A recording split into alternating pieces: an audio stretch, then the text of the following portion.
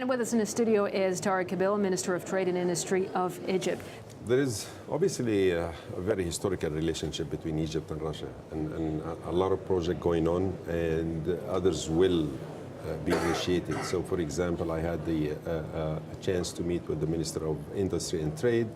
We've talked about setting up an industrial area in Egypt around the corridor of Suez Canal for the Russian companies to do business there, to build their manufacturing facilities, to use the facility we have in Suez Canal, as well as use the free trade agreements between Egypt and many other countries. We have an access to almost 1.6 billion people through free trade agreements. So we reviewed the plan on that particular issue. Hopefully the industrial area will be done in 3 phases, and we should sign the final agreement in February 2017. We also had several projects going on. I mean, for example, we've talked about manufacturing train cars in Egypt. So Russia and Hungary will set up a joint venture to supply Egypt with 700 train cars, and partially will be manufactured in Egypt.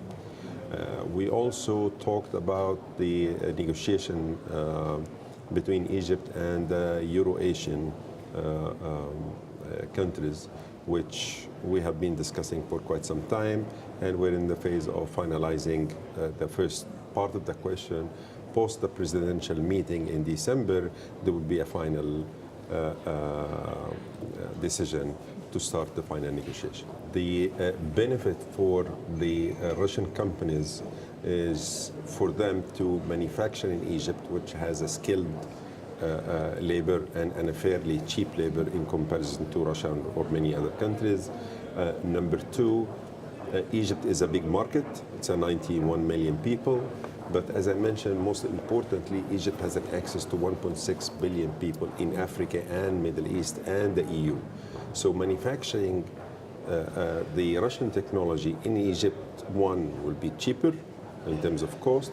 2, will enjoy a free access without any custom duties to most of the Arab countries as well as Africa. And for Egypt, obviously the benefit is obvious. They're manufacturing in Egypt, they're using Egyptian labors, so that will also help the economy and help the unemployment. So it's actually a win-win situation for both. Well, in Egypt, the business is growing. So despite that we had 2 revolutions in the last 5 years, GDP is growing 4.2%, which is actually not bad. Our target is to hit 5 next year.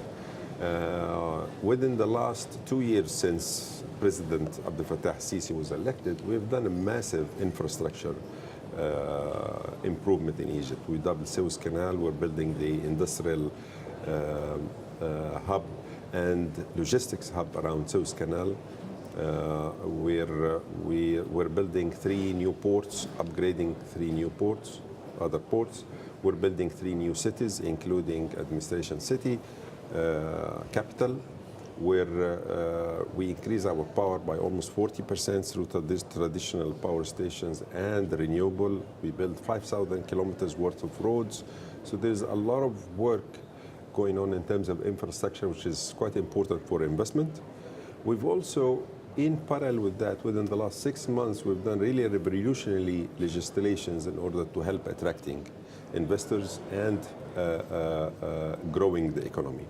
So from a business environment, Egypt is growing actually quite nicely, and it's in a great place to continue the industrial growth. We're also cultivating almost 1.5 billion acres worth of agriculture area. So there's a lot of work going on there.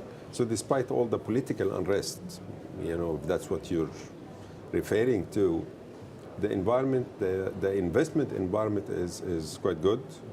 Economy is growing, and we forecast that it will grow even further.